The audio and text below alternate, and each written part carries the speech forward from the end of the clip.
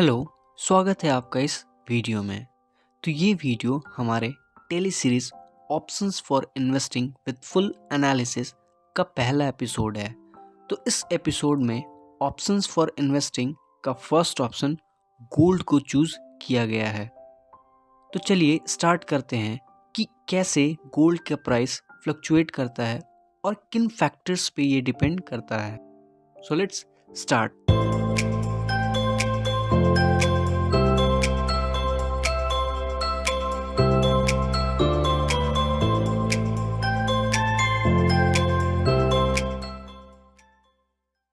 तो मेरे बहुत सारे रिसर्च के बाद प्लस बहुत सारे बिग इन्वेस्टर्स के इंटरव्यूज से हमें ये पता चला कि gold price is very much dependent on the inflation. मतलब कि अगर गोल्ड का प्राइस बढ़ रहा है इसका मतलब कि वर्ल्ड में इन्फ्लेशन बढ़ रहा है, या फिर अगर इन्फ्लेशन बढ़ेगा तो गोल्ड प्राइस भी बढ़ेगा। और इस थ्योरी का प्रूफ हमें गोल्ड प्राइस के हिस्ट्री को एनालाइज करने से मिलता है। तो यहाँ हमारे पास एक चार्ट है गोल्ड प्राइस ईयर वाइज पे। तो अगर हम इस चार्ट को एनालाइज करें तो हमें ये दिख रहा है कि गोल्ड प्राइसेस 1973 से कंटिन्यूअसली इंक्रीज कर रहा है। बट अगर हम इस चार्ट को अच्छे से ऑब्जर्व करें तो हमें इस चार्ट में 3 सिमिलर पैटर्न्स देखने को मिलेगा। First, 2003 to 2008, many viewed gold as a safe haven after the US invasion of Iraq in 2003। तो जियोपॉलिटिकल टेंशंस की वजह से हमारा गोल्ड प्राइस 2003-4 में राइज होना शुरू हुआ और फिर 2007-8 में हमें फॉल देखने को मिला। Second, 2008 to 2013-14, and in 2008 the global economic crisis increased the price of gold even further। तो 2008 से ग्लोबल क्राइसिस के कारण फिर से गोल्ड के प्राइस में हमें राइज देखने को मिला, जो कि 2011 में अपने ऑल टाइम हाई पे पहुंचा और फिर फॉल देखने को मिला 2013-14 में।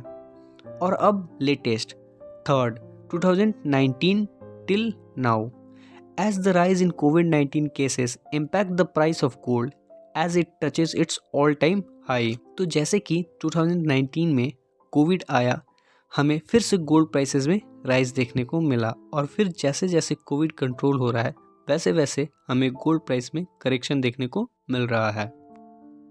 तो ये तो रहा गोल्ड प्राइस का एनालिसिस। अगर हम इन्फ्लेशन को भी एनालाइज करें तो वहाँ भी हमें कुछ ऐसे ही सिमिलर पैटर्न्स देखने को मिलेगा। तो चलिए हम वर्ल्ड इन्फ्लेशन के ग्राफ को देखते हैं और हम उन्हीं टाइम पीरियड्स को ऑब्जर्व करते हैं जो कि हमने गोल्ड में किया। तो यहाँ हमारे पास वर्ल्ड बैंक के तरफ से वर्ल्ड इन्फ्लेशन का ग्राफ है। इसमें 2003 to 2008 में इन्फ्लेशन कंटिन्यूअसली इंक्रीज हुआ, फिर 2009 to 2011 तक, जो कि सिमिलर है हमारे गोल्ड से। बट 2019 और 2020 में तो इन्फ्लेशन कम हुआ है बट गोल्ड प्राइस इंक्रीज हुआ। ठीक है, अब हम थोड़ा इंडियन इन्फ्लेशन के भी ग्राफ को एनालाइज कर लेते हैं। तो अब हम वर्ल्ड बैंक के साइड पे इंडियन इन्फ्लेशन के ग्राफ को एनालाइज करते हैं।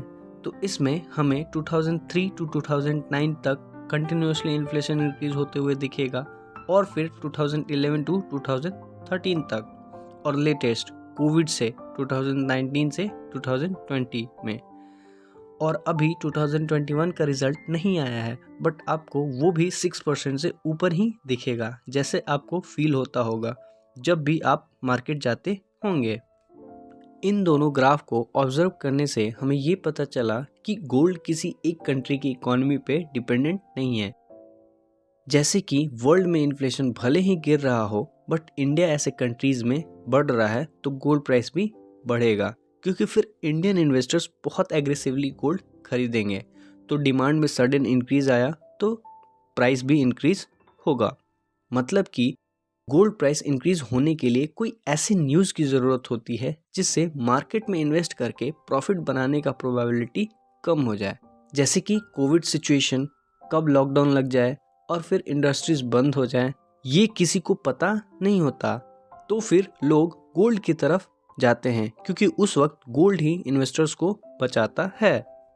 अब यहाँ हमारे पास कुछ इम्पॉर्टेंट फिगर्स हैं return in percentage per year के बेसिस पे।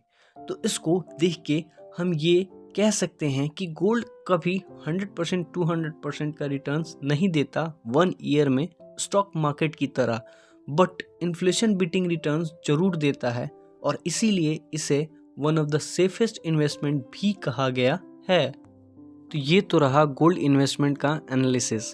अब हमारे टेली सीरीज के सेकंड एपिसोड में हमारा सेकंड ऑप्शन फिक्स डिपॉजिट होगा। हम उसको ऑब्जर्व करेंगे कि हम लोग किस टाइप का रिटर्न्स एफडीज से बनाते हैं। So thank you and start investing, because when you start investing you learn about investing. So to learn how to invest, just start investing.